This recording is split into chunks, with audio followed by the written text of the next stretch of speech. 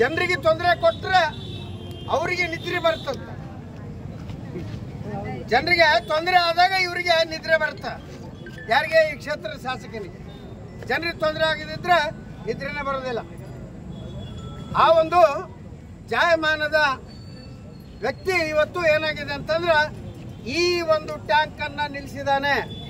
ಇದಕ್ಕೆ ನೇರವಾಗಿ ಶಾಸಕ ಮತ್ತು ನಗರಸಭೆಯ ಕಮಿಷನರ್ ಹೊಣೆ ಅಂತ ಹೇಳಿ ಇವತ್ತು ನಾನು ನೇರವಾಗಿ ಆರೋಪವನ್ನು ಮಾಡ್ತಾ ಇದ್ದೇನೆ. ಜೊತೆಗೆ ಯಾಕೆ ಬಂದ್ ಮಾಡಿದ್ರಪ್ಪ ಹಂಗಾರೆ? ನೀವು ಸತ್ಯ ಹರಿಶ್ಚಂದ್ರ ಆಗಿದ್ರ ಅವನ ಪಾಡಿಗೆ ಕೆಲಸ ಮಾಡ್ತಾ ಇದ್ದ. 18 ತಿಂಗಳಾಯ್ತು, 1.5 ವರ್ಷ ಆಯ್ತು. ಯಾಕೆ ಬಂದಾತು? ಇದಕ್ಕೆ ಉತ್ತರ ಕೊಡ್ರಿ. ತಮ್ಮು ತಾಕತ್ತು ಮಾತಾಡ್ತೀರಿ. ನಿನ್ನ ಹಣೆ ಬರಕ ಒಂದು ಹೊಸ ಕೆಲಸ ನಿಮ್ಮ ಸರ್ಕಾರದ ಅವಧಿಯಲ್ಲಿ ತರಕ್ಕಾಗಿಲ್ಲ, ತರಕ್ಕಾಗೋದೂ ಇಲ್ಲ. ಯಾಕಂದ್ರೆ ಈ ಕಾಂಗ್ರೆಸ್ ಸರ್ಕಾರ ದಿವಾಳಿ ಎತ್ತೋಗಿದೆ, ಸಂಪೂರ್ಣವಾಗಿ ದಿವಾಳಿ ಎತ್ತೋಗಿದೆ. ಮಾತೆತ್ತಿದ್ರೆ ಮಾತಾಡ್ತಾರೆ ಬೇಡ. ಮೊನ್ನೆ ದಿವಸ DK ಶಿವಕುಮಾರ್ ಈ ರಾಜ್ಯದ ಉಪಮುಖ್ಯಮಂತ್ರಿ ಯಾವ ಕಾಂಗ್ರೆಸ್ನವರು ಬೊಗಳೆ ಬಿಡ್ತಿದ್ರು. ಏನಂತ? ನಾವು ಸಂವಿಧಾನ ಅಂತ ಸಂವಿಧಾನದ ಬುಕ್ ಹಿಡ್ಕೊಂಡು ಅಡ್ಡಾಡ್ತಾರೆ ಇವರು. ಇಷ್ಟು ವರ್ಷ ಮರ್ತಿದ್ರು. ಈಗ ಇತ್ತೀಚೆಗೆ ಅಂಬೇಡ್ಕರ್ ಅವ್ರು ನೆನಪಾಗ್ಯಾರ ಅವರಿಗೆ. ಅದ್ರ ಕಾಂಗ್ರೆಸ್ ಅವ್ರು ಏನು ಪಟ್ಟು ಮಾಡಿ ತೋರಿಸ್ತಿದ್ರು. ಇಲ್ಲ BJP ಅವರು ಸಂವಿಧಾನ ಬದಲಾವಣೆ ಮಾಡ್ತಾರೆ ಅಂತೇಳಿ ಸುಳ್ಳು ಆಪಾದನೆಯನ್ನ ಮಾಡ್ತಿದ್ರು. ಇವತ್ತು ನೇರವಾಗಿ ಕಾಂಗ್ರೆಸ್ಸಿನ ಏನು ಮನಸ್ಥಿತಿ ಏನಿದೆ, ಕಾಂಗ್ರೆಸ್ಸಿನ ಹಿಡನ್ ಅಜೆಂಡಾ ಒಳಗಿನ ಮನಸ್ಸು ಏನೈತೆ ಅನ್ನೋದನ್ನ DK ಶಿವಕುಮಾರ್ ನೇರವಾಗಿ ಪ್ರಸ್ತಾವನೆ ಮಾಡಿದ್ದಾರೆ. ಅವ್ರೇನ್ ಹೇಳಿದ್ದಾರೆ? ಮುಸ್ಲಿಮರಿಗಾಗಿ ನಾವು ಸಂವಿಧಾನವನ್ನು ಬದಲಾವಣೆ ಮಾಡ್ತೀವಿ ಅಂತ ಹೇಳಿದ್ರೆ DK ಶಿವಕುಮಾರ್ ಅವರಿಗೆ ಇವತ್ತು ನಮ್ಮ ಪಕ್ಷದ ಪರವಾಗಿ ಧಿಕ್ಕಾರವನ್ನು ಹಾಕ್ತಕ್ಕಂಥ ಕೆಲಸವನ್ನ ಇವತ್ತು ನಾವೆಲ್ಲರೂ ಮಾಡಬೇಕಾಗಿದೆ. ಧಿಕ್ಕಾರ ಧಿಕ್ಕಾರ ಧಿಕ್ಕಾರ ಧಿಕ್ಕಾರ ಧಿಕ್ಕಾರ ಧಿಕ್ಕಾರ. DK ಶಿವಕುಮಾರ್ ಅವರು ಸಂವಿಧಾನವನ್ನು ಬದಲಾವಣೆ ಮಾಡ್ತಾರೆ ಅಂತ ಹೇಳಿದ್ದಾರೆ. ಅಮಿತ್ ಶಾ ಅವ್ರು ಏನ್ ಹೇಳಿದ್ರು? ಮಾತೆತ್ತಿರಿ, ಬರೀ ಅಂಬೇಡ್ಕರ್ ಅವ್ರ ಹೆಸರು ಹೇಳ್ಕೊಂಡು ಓಡಾಡ್ಬೇಡ್ರಿ, ಅಂಬೇಡ್ಕರ್ ಅವರ ಆಶಯದಂತೆ ಕೆಲಸ ಮಾಡ್ರಿ ಅಂತ ಹೇಳಿದ್ರು. ಪ್ರಜಾಸತ್ತಾತ್ಮಕ ವ್ಯವಸ್ಥೆಯಲ್ಲಿ ಕೆಲಸ ಮಾಡ್ರಿ, ಜನರಿಗೆ ಸೇವೆ ಮಾಡ್ರಿ. ಅದೆಲ್ಲ ಬಿಟ್ಟು ನೀವು ಬರೀ ಬುಕ್ಕ ಹಿಡ್ಕೊಂಡು ಓಡಾಡಿದ್ರೆ ಆಗುದಿಲ್ಲ ಅಂತ ಹೇಳಿದ್ರು. ಆದ್ರೆ ಅವ್ರ ಒಳಗಿನ ಮನಸ್ಸಿನ ಏನು ಇದಿರುತ್ತಲ್ಲ ಅದು ತಾನಾಗೆ ಹೊರಗೆ ಬಂದ್ಬಿಟ್ಟೆ. ತಾನಾಗೆ ಹೊರಗೆ ಬಂದದ. ಅವ್ರ ಮನಸ್ಸಿಗೆ ಏನೈತೆ ಅನ್ನೋದು ಗೊತ್ತಾಯ್ತು. ಕಾಂಗ್ರೆಸ್ನವ್ರ ಮನಸ್ಸಿಗೆ ಸಂವಿಧಾನವನ್ನ ಬದಲಾವಣೆ ಮಾಡಲು ಹೊರಟಂತ ಈ ಕಾಂಗ್ರೆಸ್ ಪಕ್ಷಕ್ಕೆ, ಕಾಂಗ್ರೆಸ್ ಸರ್ಕಾರಕ್ಕೆ ಧಿಕ್ಕಾರ ಧಿಕ್ಕಾರ ಧಿಕ್ಕಾರ. ಆದ್ರಿಂದ ಇವತ್ತು ಈ ಒಂದು ನೀರಿನ ಸಮಸ್ಯೆ ಬಗೆಹರಿಸ್ತಾ ಇದ್ರೆ ಬೇರೆ ಕಡೆ ಕಟ್ತಾರಂತೆ. ಬೇರೆ ಕಡೆ ಎಲ್ಲಿ ಕಟ್ತಾರಪ್ಪ? ನಿಮ್ಮ ಮನೆ ಬರಕ್ಕೆ ದುಡ್ಡನ್ನೇ ಇಲ್ಲ. ಇದ್ದದ್ದು ದುಡ್ಡು ಸಾಕ್ಷರ ಮಾಡಿಕೊಟ್ಟಿದ್ದಾನ ಕಟ್ಟಕ್ಕಾಗೋಲ್ಲ. ನಿಮ್ಮ ಕಮಿಷನ್ ದಂಧೆಗೋಸ್ಕರ ದುರುದ್ದೇಶ ಅದು ಕಟ್ಟಿದ್ರೆ ದೊಡ್ಡನಗೌಡಿಗೆ ಹೆಸರು ಬರ್ತಾ ಇಲ್ಲ ಅಂದ್ರೆ ಈ ಭಾಗದ ಜನ ಸ್ವಲ್ಪ ಅವ್ರಿಗೆ ತೊಂದರೆ ಕೊಡಬೇಕು.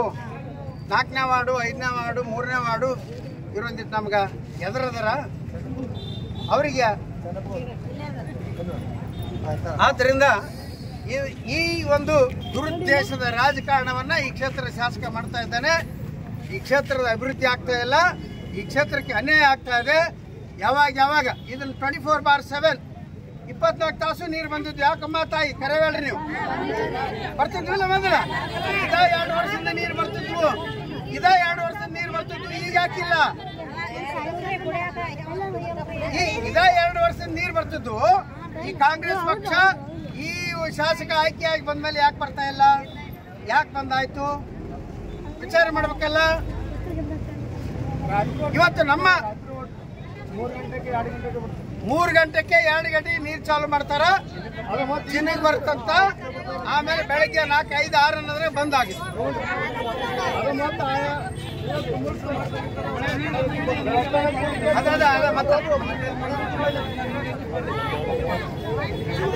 ಈಗ ಎಲ್ಲಾ ಕಡೆ ಸಮಸ್ಯೆ ಇದೆ. ಎಲ್ಲಾ ಕಡೆ ಈ ನಗರದ ತುಂಬಾ ಹೇಳೋದು ಕೇಳ್ರಿ. ಇಡೀ ನಗರದ ತುಂಬಾ ನೀರಿನ ಸಮಸ್ಯೆ, ಎಲ್ಲಾ ಭಾಗದಲ್ಲಿ ನೀರಿನ ಸಮಸ್ಯೆ ಇದೆ. ಇವತ್ತು ಇದೇ 2 ವರ್ಷದಿಂದ ಯಾಕಿರ್ಲಿಲ್ಲ? ಇದೇ 2 ವರ್ಷದಿಂದ ಯಾಕೆ ಇರಲಿಲ್ಲ? ಎಲ್ಲ ವಾಡಿಗೆ ನೀರು ಬರ್ತದ್ದು. ಏನಾದರೂ ಪಂಪ್ ಸೆಟ್ ಕೆಟ್ಟರೆ ಅಥವಾ ಕರೆಂಟ್ ಬ್ರೇಕ್ ಡೌನ್ ಆದರೆ ನಮ್ಮ ನಗರಸಭೆಯ ಸದಸ್ಯರು ಎಲ್ಲರೂ ಹೋಗಿ ಅಲ್ಲಿ ಕುಂದಿರ್ತಿದ್ರು. ಅಧ್ಯಕ್ಷರು ಶೋಭಕ್ಕರು, ಲಕ್ಷ್ಮಣವರು, ಸೂರೇಶ, ಏಕಪಟ್ಟಿ ಇವರೆಲ್ಲರೂ ಸೇರಿ ತಡೆಯಪ್ಪ ಎಲ್ಲರೂ ಸೇರಿ ಅಲ್ಲಿ ಹೋಗಿ ಮುಂದೆ ಕುಂತು ರಿಪೇರಿ ಮಾಡಿಸಿ ಬರ್ತಿದ್ರು. ಈಗ ಯಾರು ದಿಕ್ಕಿಲ್ಲ.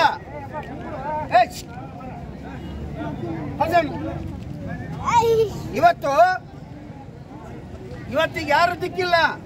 ಎಲ್ಲರೂ ಎಲ್ಲಿ ಮಕ್ಕಳಾಗ್ಯಾರಂದ್ರೆ ಎಲ್ಲಿ ಉಸುಗಿನ ಅಡ್ಡೆ ಐತೆ ಅದನ್ನು ಲೂಟಿ ಮಾಡೋದು, ಎಲ್ಲಿ ಇಸ್ಪಟ್ ಅಡ್ಡೆ ಐತೆ ಅದನ್ನು ಚಾಲು ಮಾಡೋದು, ಎಲ್ಲಿ ಯಾವ ಹುಸಿ ಬರ್ತಾನೆ ಅವನ ಹತ್ರ ಕಮಿಷನ್. ಇಲ್ಕಲ್ ಪ್ರೀಮಿಯರ್ ಲೀಗ್ ಅಂತ, ಇಲ್ಕಲ್ ಪ್ರೀಮಿಯರ್ ಲೀಗ್ನಾಗೂ ಹೋಗ್ಯಾವ, ಇಂಡಿಯನ್ ಪ್ರೀಮಿಯರ್ ಲೀಗ್ನಾಗೂ ಹೋಗ್ಯಾವ. ಅದೇ ಒಂದು ವರ್ಗ ಬೈದ್ರೆ ಒಂದು ವರ್ಗ ನೆನೆಸ್ತಂತ. ಒಂದು ವರ್ಗ ನೀವೆಲ್ಲ ಸಾರ್ವಜನಿಕರು ಬೈತೀರಿ, ನೀರಿಲ್ಲ ಅದು ಇಲ್ಲ ಇದಿಲ್ಲ ಅಂತ ಬೈತೀರಿ. ಆದ್ರೆ ಇನ್ನೊಂದು ವರ್ಗ ನೆನೆಸುತ್ತ ಅವ್ರನ್ನ, ಯಾರನ್ನ? ಈ ಕ್ಷೇತ್ರ ಶಾಸಕರನ್ನ, ಪೊಲೀಸರನ್ನ, ಕಮಿಷನರ್ನ ನೆನೆಸುತ್ತ. ಏನಂತ ನೆನೆಸುತ್ತ? ಜೂಜಾಟದವರು, ಓಸಿ ಬರೆಯೋರು, ಇಸ್ಪಟ್ ಆಡಿಸೋರು, ಉಸುಗು ಲೂಟಿ ಮಾಡೋರು, ಆಡು ಹಗಲೇ ಪೊಲೀಸರ ಮುಂದನ ಬೈಕು, ಮೋಟ್ರ, ಕಾರು ಕಳು ಮಾಡೋರು, ಮನೆ ದರೋಡಿ ಮಾಡೋರು. ಎಷ್ಟು ಕಳುವಿನ ಪ್ರಕರಣ ಈ ಇಲ್ಕಲ್ ನಗರದಲ್ಲಿ? ಪೊಲೀಸರನ್ನು ಕತ್ತೆ ಕಾಯಕ್ಕೆ ಹೋಗ್ತಿದಾರ? ಏನ್ ಮಾಡ್ತಾ ಇದಾರೆ ಪೊಲೀಸರು? ಬರೀ ಶಾಸಕನ ಮನೆ ಮುಂದ ಸುತ್ತಾಕದ ಅಷ್ಟಾಗಿದೆ ವಿನಃ ಇವತ್ತವರೆಗೂ ಸಾರ್ವಜನಿಕವಾಗಿ ಬಂದಂತ ದೂರುಗಳನ್ನ ಯಾವುದನ್ನು ಭೇದಿಸಿಲ್ಲ. ಯಾವ ಕಳವಾದ ಕಳ್ಳರನ್ನ ಹಿಡಿದಿಲ್ಲ, ಸಿಕ್ಕ ಕಳ್ಳರನ್ನು ಬಿಟ್ಟಿರ್ತಕ್ಕಂಥದ್ದು. ಮತ್ತೆ ಇಲ್ಲಿ ಈಗಾಗಲೇ ಇನ್ನೊಂದು ಈ ನಗರದಲ್ಲಿ ಏನದು ಡ್ರಗ್ಸ್ ಮಾಫಿಯಾ ಮತ್ತೆ ಈಗ ಅದು ಶುರುವಾಗೈತೆ. ಗಾಂಜಾ ಮತ್ತೇನೇನೋ ಬೇರೆ ಬೇರೆ ಬರ್ತಾವಂತ. ಚಮಚದ ಕಾಸಿ ಸಿಗರೇಟ್ನಾಗೆ ಸೇದೋದು. ಹುಡುಗರು ಹಾಳಾಗ್ತಾ ಇದ್ದಾವೆ ಇವತ್ತು. ಚಿಕ್ಕ 18 ವರ್ಷಕ್ಕಿಂತ ಸಣ್ಣ ಮಕ್ಕಳನ್ನು ಕೂಡ ಹಾಳಾಗ್ತಾ ಇದ್ದಾವೆ. ಗಾಂಜಾ ಸಿಗ್ತಾ ಇದೆ ಅಂತ ಡ್ರಗ್ಸ್ ಮಾಫಿಯಾ ನಡೆದಿದೆ. ಡ್ರಗ್ಸ್ ಇದ್ದವ್ರನ್ನ ಹಿಡಿಯೋದು ಮತ್ತೆ ಬಿಡಿಯೋದು, ದುಡ್ಡು ವಸೂಲು ಮಾಡೋದು ಬಿಡೋದು. ಪೊಲೀಸ್ ಡಿಪಾರ್ಟ್ಮೆಂಟ್ ಕೆಲಸ ಬೇರೆ ಏನಿಲ್ಲ ಇವತ್ತು. ಆ ಪರಿಸ್ಥಿತಿ ನಿರ್ಮಾಣ ಆಗೈತೆ ಇಲ್ಕಲ್ ನಗರದಾಗ, ವಿಶೇಷವಾಗಿ ಇಲ್ಕಲ್ ನಗರದಾಗ ಹೇಳ್ತಾ ಇರೋದು. ಆದ್ರಿಂದ ಎಲ್ಲವನ್ನ ಕರೆಸಿ ನೀವೆಲ್ಲ ಸಾರ್ವಜನಿಕರು ಎಚ್ಚೆತ್ಕೊಳ್ಬೇಕು. ನಿಮ್ಮ ಮಕ್ಕಳನ್ನ ಬಹಳ ಹುಷಾರಾಗಿ ಇಟ್ಕೊಳ್ರಿ ದಯವಿಟ್ಟು. ಯಾಕಂದ್ರೆ ಅವ್ರು ಎಲ್ಲೆಲ್ಲಿ ಯಾವ್ಯಾವ ಚಟಕ್ಕೆ ಬಲಿ ಆಗ್ತಾರೋ, ಎಷ್ಟೊತ್ತಿನಾಗಿ ಹೊರಗೆ ಸಾಲಾಡಿ ಬರ್ತಾರೋ ದೇವರೇ ಬಲ ಅಂತ ಒಂದು ಪರಿಸ್ಥಿತಿ ಇಲ್ಲ ಐತೆ. ಆದ್ರಿಂದ ನಿಮ್ಮ ಮಕ್ಕಳ ಭವಿಷ್ಯವನ್ನ ನೀವು ಸರಿಯಾಗಿ ಇಟ್ಕೋಬೇಕಾದ್ರೆ ನೀವು ಎಚ್ಚರಿಕೆಯನ್ನು ವಹಿಸಬೇಕು. ಮಗ ಇರಲಿ ಮಗಳಿರಲಿ, ಯಾರಾದರೂ ಸರಿಯಾಗಿ ಶಾಲೆಗೆ ಹೋದವರು, ಕಾಲೇಜಿಗೆ ಹೋದವರು ಟೈಮ್ ಸರಿಯಾಗಿ ಹೋದ್ರೆ ಇಲ್ಲ, ಟೈಮ್ ಸರಿಯಾಗಿ ಬಂದರೆ ಇಲ್ಲ, ಅವ್ರೇನು ಹೋಮ್ವರ್ಕ್ ಮಾಡಿದ್ರೆ ಇಲ್ಲ, ಅವನ್ನೆಲ್ಲ ನೋಡ್ಕೊಳ್ಬೇಕಾಗಿದ್ದು.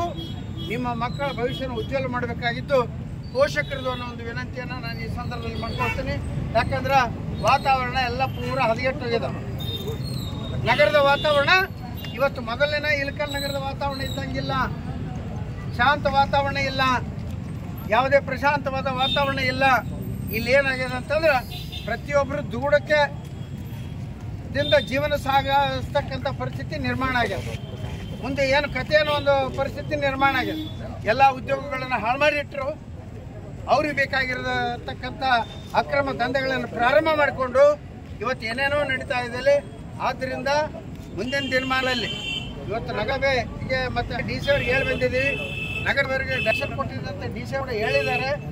ಆ ಡಿ ಸಿ ಅವರ ಆದೇಶಕ್ಕಾಗಿ ಸರಿಯಾಗಿ ಕೆಲಸ ಮಾಡಿದ್ರು. ಸರಿ ಇಲ್ಲದೇ ಇದ್ರೆ ಮುಂದಿನ ದಿನಮಾನಗಳಲ್ಲಿ ಪರಿಸ್ಥಿತಿ ಇನ್ನೂ ಗಂಭೀರ ಆಗುತ್ತಾ. ಒಂದು ಉಗ್ರವಾದ ಹೋರಾಟ ಮಾಡಬೇಕಾಗುತ್ತ ಒಂದು ಎಚ್ಚರಿಕೆಯನ್ನು ಕೊಟ್ಟು ಈ ಒಂದು ಮನವಿಯನ್ನ ನೀವು ಹಿರಿಯ ಸದಸ್ಯರಾದ ಲಕ್ಷ್ಮಣ ಗುರಂ ಅವರು ಅದನ್ನು ಓದಿ ಅವ್ರಿಗೆ ಕೊಡಬೇಕು. ಇನ್ನಷ್ಟು ಅಪ್ಡೇಟ್ಗಳಿಗಾಗಿ ಫಾಲೋ ಮಾಡಿ ವಿಜಯ ಧ್ವನಿ ನ್ಯೂಸ್.